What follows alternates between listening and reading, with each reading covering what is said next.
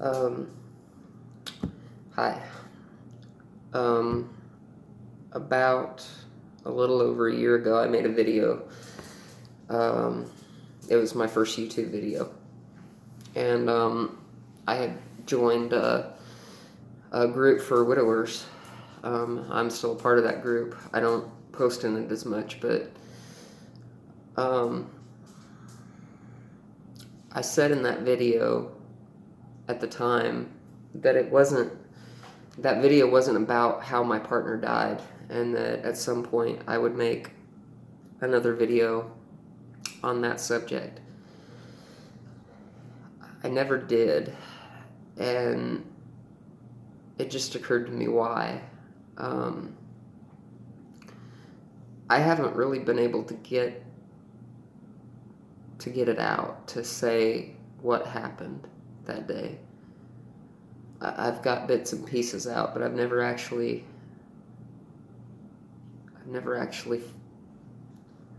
I don't even know what the words are for it. So the night before was like any other night. It was Wednesday night, and it's Wednesday night now, but it was Wednesday night, and we fell asleep on the couch like we always did. And that morning he got up and went to work like he always did and kissed me on the forehead.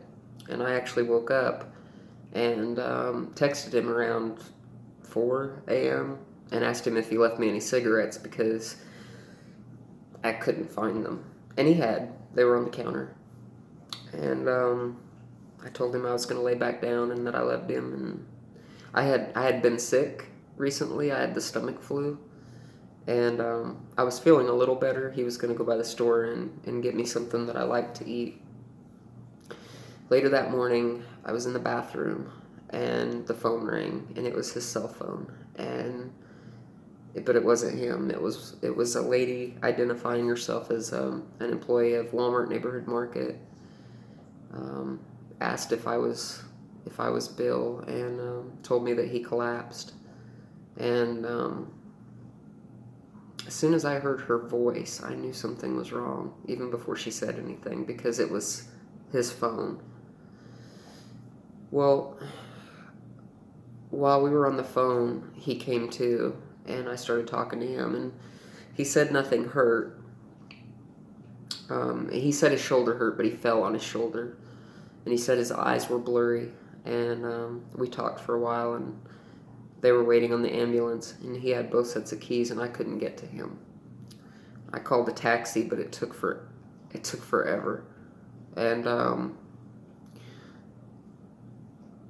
he sounded like himself. I didn't think anything, then. I called my parents and told them what happened, and I was really scared. And the taxi got here, and I knew that by the time the taxi got me to my car that he'd already be at the hospital. I got my car, I went to the hospital, and they wouldn't let me see him right away. 8 minutes went by. I remember I timed it. And this nurse in scrubs and she had the net, the cap on and everything, came running out yelling Morgan family. And we started running back to the emergency part where he was at, and there was like 15 people back there. All this stuff was going on, and he was laying there on this gurney, and he was awake. And I just remember grabbing his hand and telling him I love him, and while I'm talking to him, I can hear the doctor, who is, I believe, to my right, saying that Steve has had a massive heart attack, and the medicine that they're giving him isn't working, or isn't having the desired effect. Those were his words. And that they wanted to move him next door to the heart hospital. And I don't know why I said this, but I told Steve, I said, please, you can't die.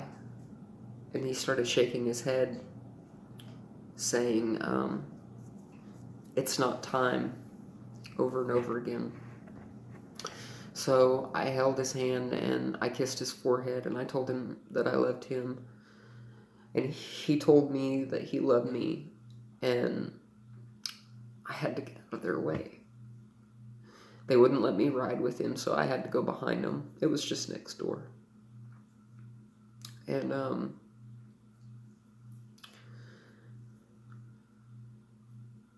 I let go of his hand to get out of the way. And his eyes just went vacant. There was nothing there. And the doctor kept snapping his fingers. Steve, are you all right? Are you with us? And he didn't respond. And over all this commotion and all of this noise, I yelled, "Baby, I love you." I remember I screamed it because I wanted him to hear me, even though he was just staring at me. And in that moment, I knew I was never going to see him again. I started playing out in my head what that looked like. I remember. And I get next door to the heart hospital, and I just waited and waited and waited and waited. They give you this beeper. So if you leave and the beeper goes off, then you have to return to the room so that the doctor can talk to you. Well, this chaplain had followed me over from Mercy to the heart hospital, and he was waiting with me. He was the only one there. There was no one else. I was talking to my sister on the phone, and I just spaced out.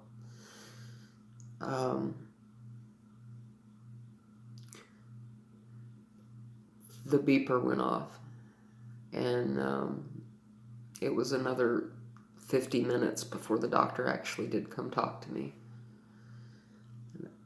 And I didn't know this at the time, but they had lost Steve's heartbeat on the way over, and they got him back. But during surgery, they had to do CPR the entire time so that the doctor could do his work in the cath lab. The doctor came in, and I wouldn't even let him talk. I said, "Is he alive?" And all he said was, "He's alive." But I heard the but in his voice and the look on his face. And the next thing I remember was he said that it's 90% not survivable, that he had a day or two on bypass. I don't know what happened after that. He told me that I couldn't see him for at least 3 hours.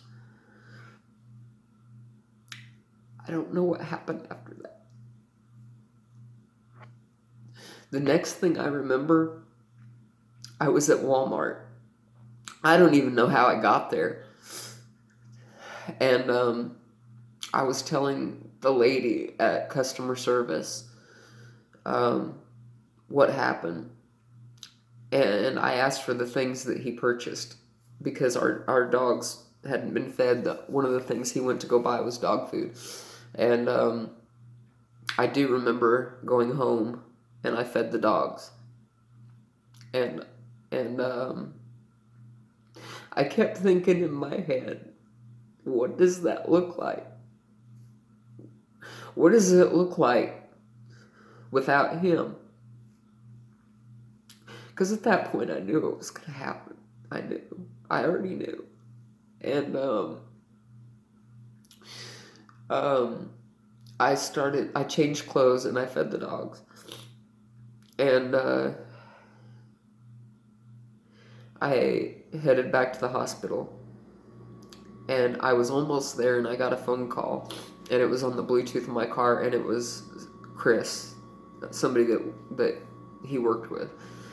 They had let him in because they started to lose Steve. Chris said we're losing him. And I told Chris everything that I wanted him to know. I said, "Tell him I love him." And I said, "Tell him I'll be okay." I didn't even believe that.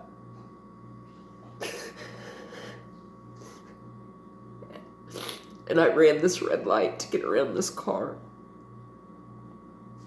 And I got in the parking lot. And I got in the elevator and I lost Chris. And the elevator door opened. And when I stepped out, I saw Chris and his face. And I knew. And I don't remember what happened after that. All I remember is going in the room and seeing him. And the kids weren't there yet. And they were on the highway, and I had to lie. I had to lie to his daughter and tell her that, or act like everything was okay. Because I was afraid that they were going to get in a wreck. And I remember she came off the elevator and saw me. And she was so mad at me. And it really happened. And I still can't believe it really happened. And I get up and I go to work every day. It's a year and a half later. I've lost 2 of our dogs. I come back to this house every day, and he's not here. And he never will be ever again. And I couldn't even cry for like a year. It took me like a year. I thought something was really wrong with me.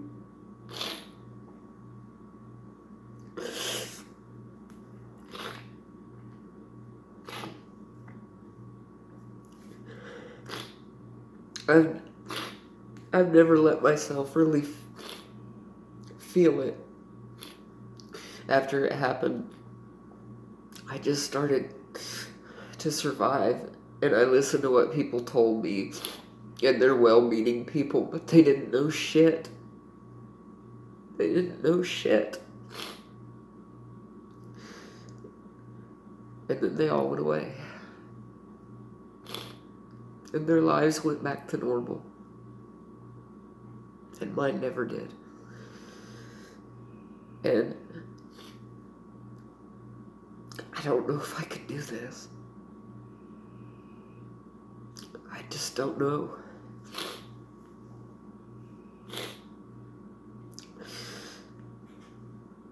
I don't even know if I'm going to post this, but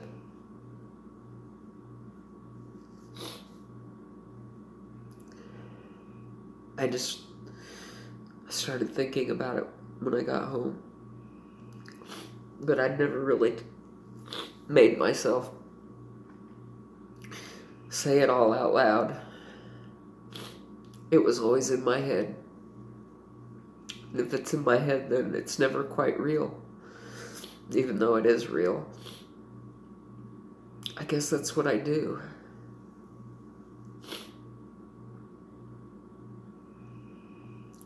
So that's what happened. That's how we went from having the best life ever to just being completely torn apart. So, I'm gonna stop there, and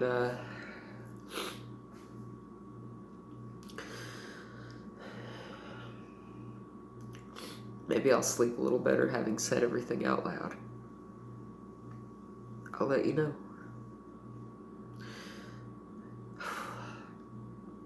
Thank you. Good night.